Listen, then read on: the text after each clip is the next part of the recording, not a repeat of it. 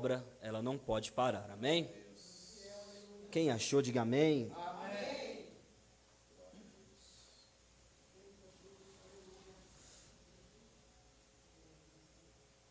1 Reis 19, versículo de número 4, diz assim: Ele, porém, seguiu a viagem de um dia para dentro do deserto, e chegou e se assentou debaixo de um zimbro, e pediu para si a sua morte, e disse: Basta, agora, ó Senhor, tira minha vida, porque não sou melhor que meus pais.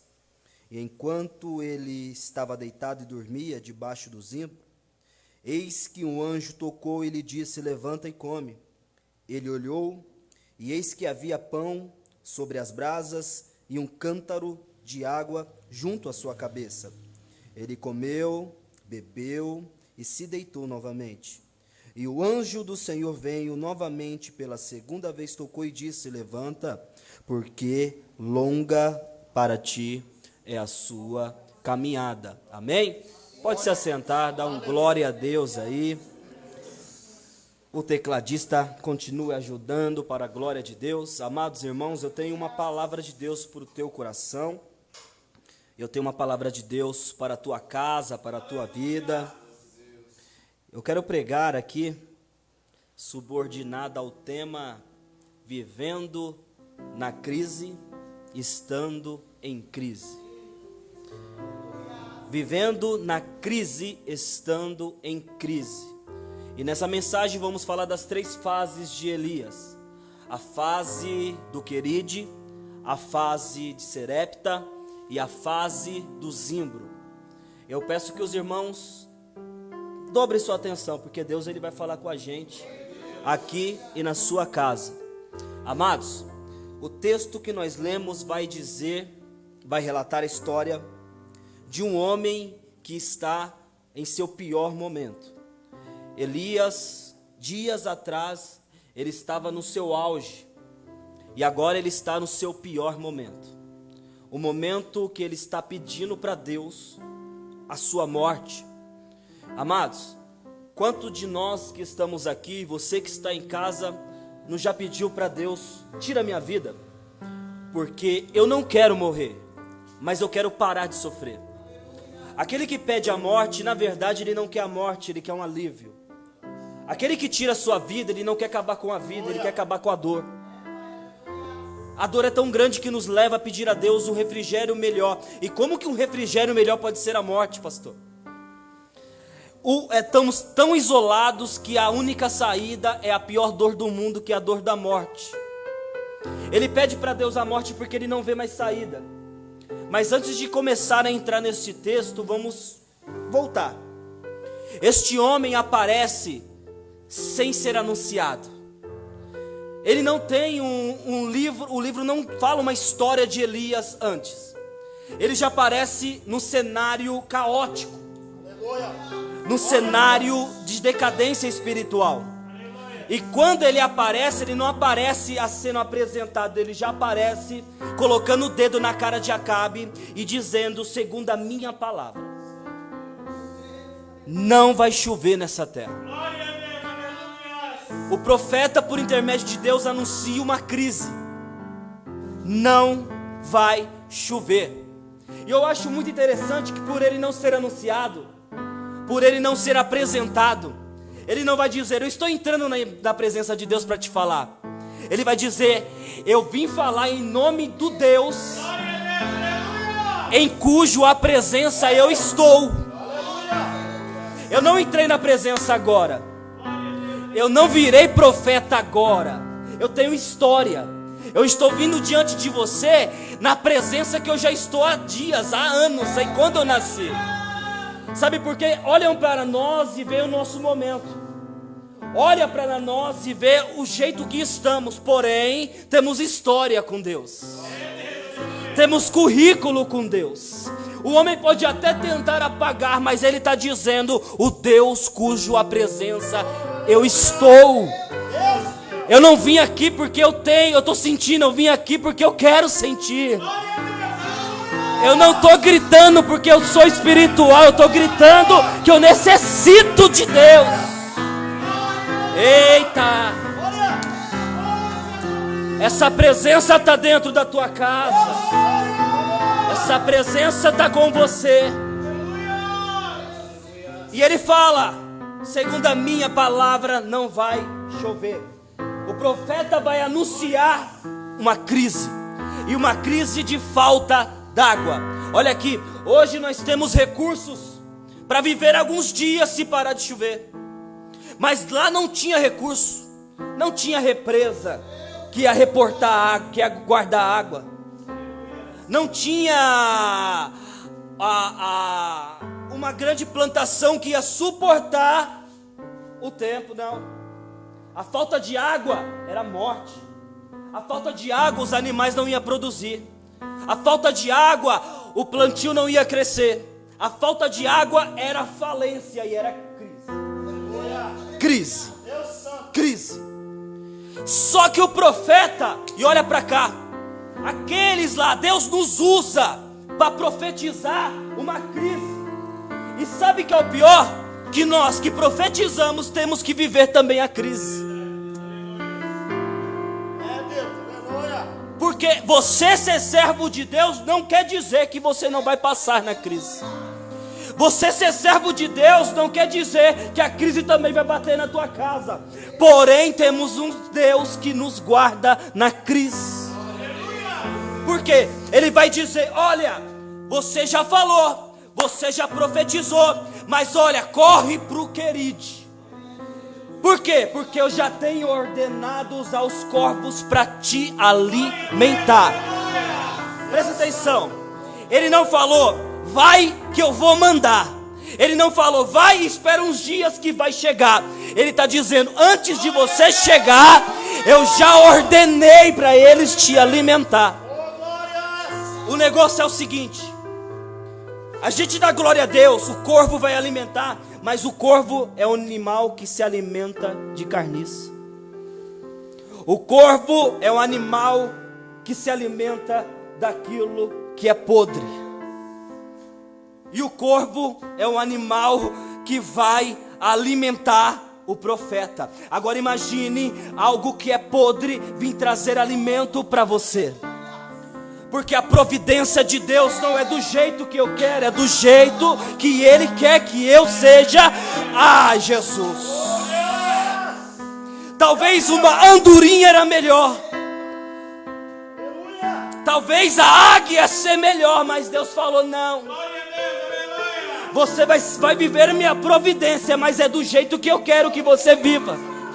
Você vai viver a minha providência, mas é do jeito que eu quero que você viva. Deus fiel, aleluia. E o secreto dessa mensagem, desse texto é a primeira fase de Elias. A primeira fase de Elias é o Queride. Por que o Queride? Queride é um rio. Deus disse: vai faltar água, então eu vou te deixar do lado do rio. E eu já ordenei corvos para te alimentar. E na primeira fase que ele passa, a primeira fase do profeta, é que ele vai ter um aprendizado muito grande. Eu vou te explicar. Você já viu corvo andando na rua? Corvo, ele voa. A dica de Deus para o profeta foi: o corvo que vai te alimentar. Então quando o profeta estava com fome, estava esperando a providência, se ele falasse, será um cachorro que vai te alimentar, ele vai estar olhando, cadê o cachorro? Se é um boi que vai te alimentar, ele vai ficar no pasto procurando boi. Mas ele falou: é um corvo. Quando a fome estava apertando, ele não olhava para baixo, ele olhava para onde? Quando a fome estava apertando, ele ia procurar o corvo. E para procurar o corvo, ele tinha que olhar para cima. Era Deus ensinando ao profeta: quando tudo ficar ruim aqui embaixo, quando tudo acabar aqui embaixo, quando tudo apertar aqui embaixo, A providência você tem que esperar do alto de cima. A primeira coisa que o profeta vai aprender é ser dependente do alto. Porque o que o homem dá acaba. O que o homem propõe acaba. Abraão vai despedir Ismael, teu filho, e Agar, e vai dar um odre d'água e um pão. Só que no deserto o pão acaba, no deserto a água acaba. Não, o que o homem dá acaba. O que o homem promove um dia acaba. É por isso que os teus olhos têm que estar no alto. A primeira fase do profeta, ele aprende que a providência de Deus é sempre do alto. Isaías vai descrever: no dia que morreu o rei Uzias, eu vi o Senhor assentado em um alto e sublime trono. Ele está dizendo: o meu primo morreu no dia em que minha proteção na terra morreu. Por quê? Isaías não apanhava que nem Ezequiel. Isaías não apanhava que nem Jeremias. Porque ele era primo do rei. Quem ia bater no primo do rei? Mas agora o primo dele morre. A proteção dele morre. Ele vai correr para o palácio e a cadeira do rei vai estar vazia. E ele fica com medo. Quando ele fica com medo e o trono do rei está vazio, aí ele vai olhar para onde? Para o alto. E quando ele olha para o alto, o céu se abre.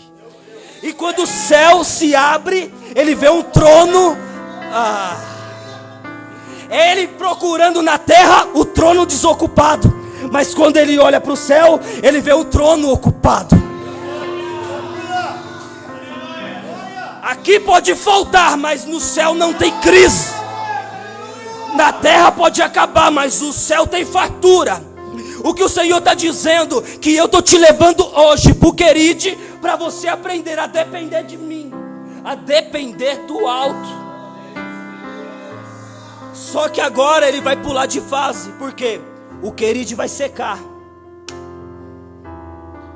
E detalhe, para um rio secar, foi muitos dias, sem chuva, profeta sofrendo na crise. Ele falou: Deus agora está acabando a água. Ele fala: não esquenta, eu vou te mandar para outro estágio, Serepta, e lá você vai ser ajudado. Agora ele sai do primeiro estágio, vai para o segundo estágio. Ele vai para Serepta, porque Deus falou que tem uma providência para ele. Mas quando Deus fala: Douglas, alguém vai vir na sua vida para te ajudar, eu estou esperando um empresário. Eu estou esperando um homem cheio do dinheiro. Eu estou esperando abundância. E quem vai providenciar para ele é uma viúva, que só tem comida para ela e para o filho dela. Sabe o que é pior, irmão? É quando alguém que está na situação pior que você vai te abençoar e dói. Porque para você esperar a bênção do jeito que você quer, é fácil. Mas ser abençoado do jeito que Ele quer, Ele vai manter a tua vida como Ele prometeu, mas vai ser do jeito dEle. E muitas vezes você vai ver que vai ter que ver uma tiazinha que não tem nada no bolso, tem que te abençoar. Dói. E Ele vai dizer: o pouco que você tem de farinha, o pouco que você tem de azeite para fazer um bolo que era para você e seu filho comer e você morrer, faz primeiro para mim. Agora ele parece que ficou mais louco, porque já tem pouco e o pouco é primeiro para ele. Só que no segundo estágio da vida de Elias, ele vai aprender a ser profeta no meio da crise. O que é isso? É Deus querendo ensinar para o profeta a fazer milagre no meio da crise. Por quê? Porque quando ele come e a mulher fica doida, agora eu, meu filho, vai morrer, ele vai dizer: não vai não, não vai morrer. Porque a farinha não vai acabar, o azeite não vai acabar. Enquanto tiver crise na terra, a tua casa está protegida, porque eu vou aprender a ser profeta no dia mau. Eita, Deus está te fortalecendo para você fazer milagre quando nada está acontecendo. Deus está te ensinando a ser profeta na tua casa quando não tem mais o que comer. Deus está te ensinando a profetizar quando o dia está ruim. Sabe por quê? Quando viram os muros de Jerusalém, disseram acabou. Aí Neemias foi e falou: ainda tem jeito.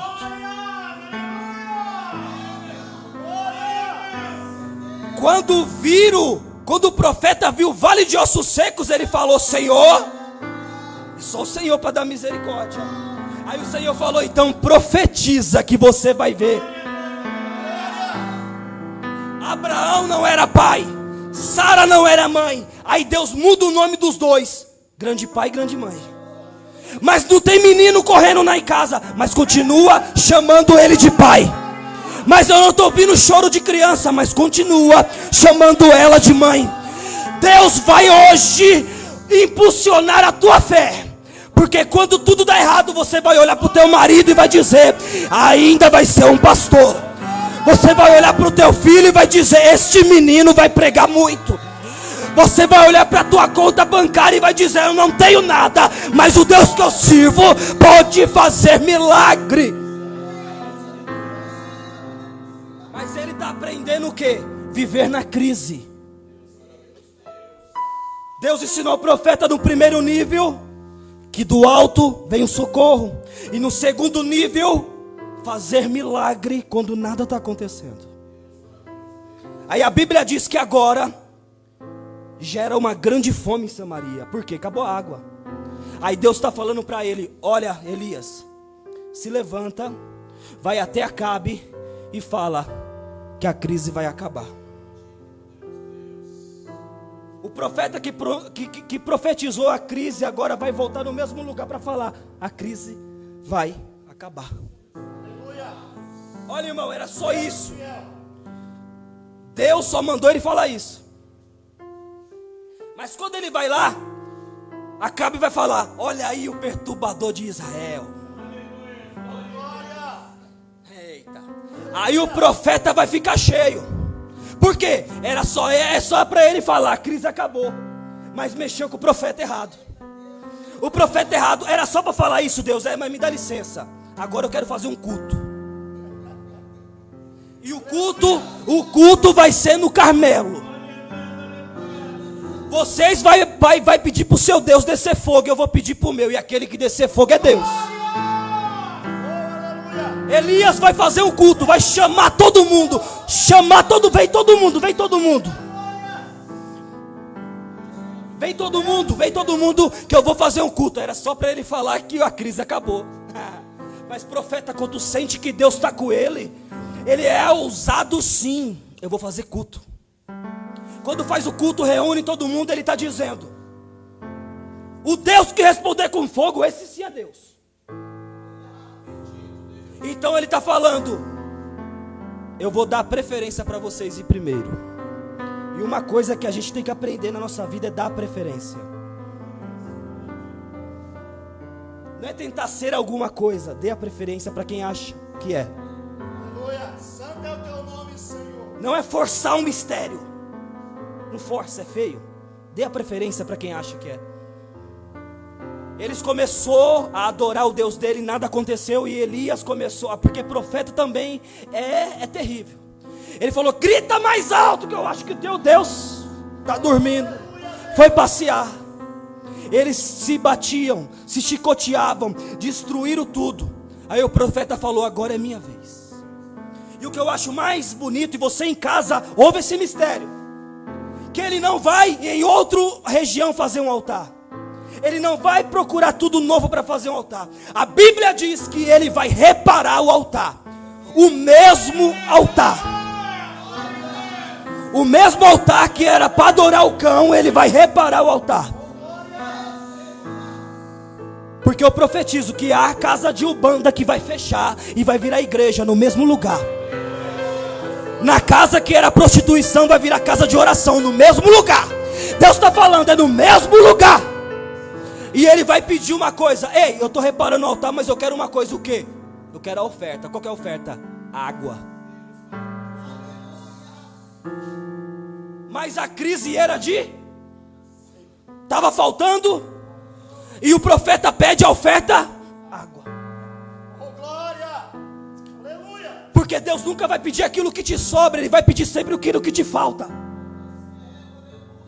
E eu não estou falando de dinheiro aqui não, porque no dia de hoje falta uma coisa, que é adoração.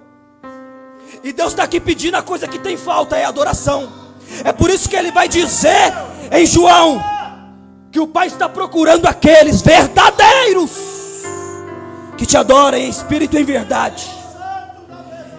Ele vai fazer um córrego ali, vai jogar água, Ele vai clamar só uma vez. O Deus dele, que é o nosso Deus, vai descer, vai consumir a água, o holocausto.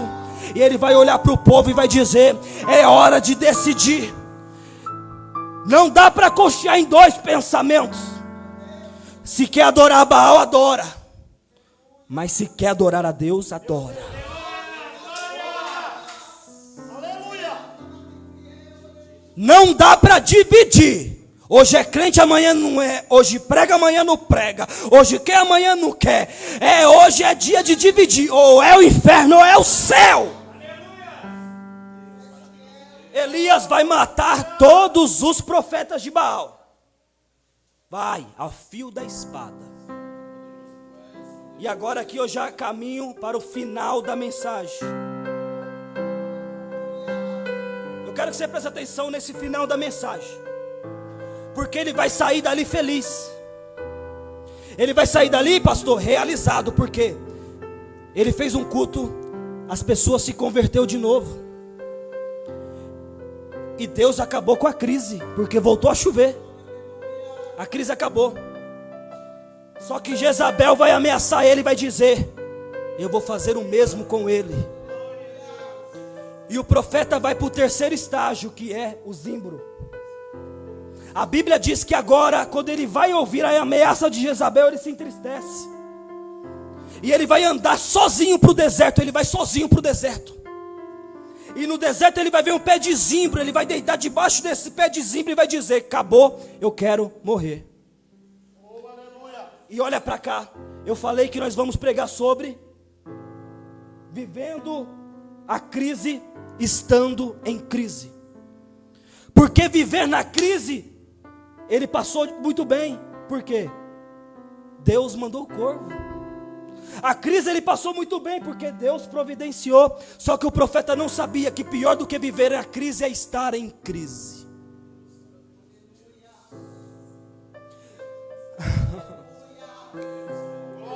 Eu estou falando com alguém dentro dessa casa que você está. A crise, Deus vai fazer o corvo te alimentar. A crise, Deus vai preparar alguém para te ajudar. Mas você estando em crise, não tem homem na terra que te ajude.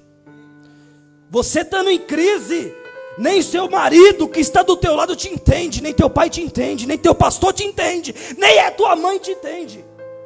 A tua alma geme, você chora, e ninguém entende porque você está chorando, porque é você que está em crise. Meu Deus, aleluia! O povo de Deus passa pela crise dando glória. Mas só que quando o povo de Deus está em crise é pior. Como foi dito aqui, o distanciamento é social, mas tem gente que está distanciando de Deus. E a crise que está no mundo entrou no crente. Elias está em crise, está dizendo: acabou minha chamada. Aleluia. Ele está em crise e está dizendo: acabou meu ministério. Ele está em crise e está dizendo: acabou, não vou ser mais crente. Ele está em crise e está falando: eu não vou mais para a igreja. E tem alguém aqui em crise em casa. E o Senhor está dizendo: eita, come desse pão. Bebe dessa água. Que o pé de zimbro não é teu final. Você vai andar muito ainda, você vai pregar muito ainda, você vai ganhar muita alma ainda. Esse estágio não é o teu fim, esse estágio é somente o começo do que eu tenho para a tua vida. Oh glória, na crise, oh que ela baçai o terra.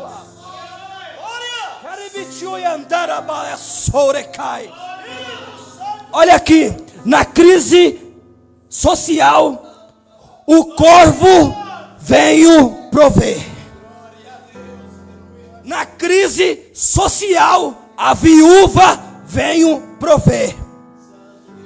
Mas na crise interna, foi o anjo que desceu e alimentou ele.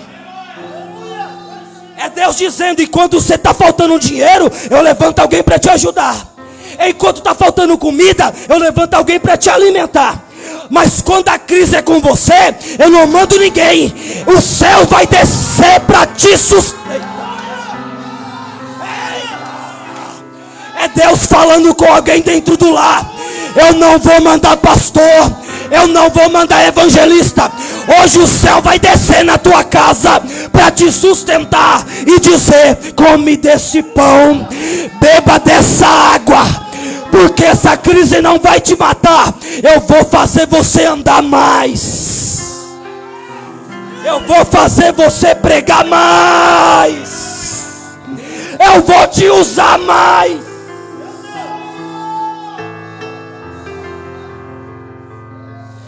Na terceira fase de Elias, ele aprende que pior é a crise interna do que a externa.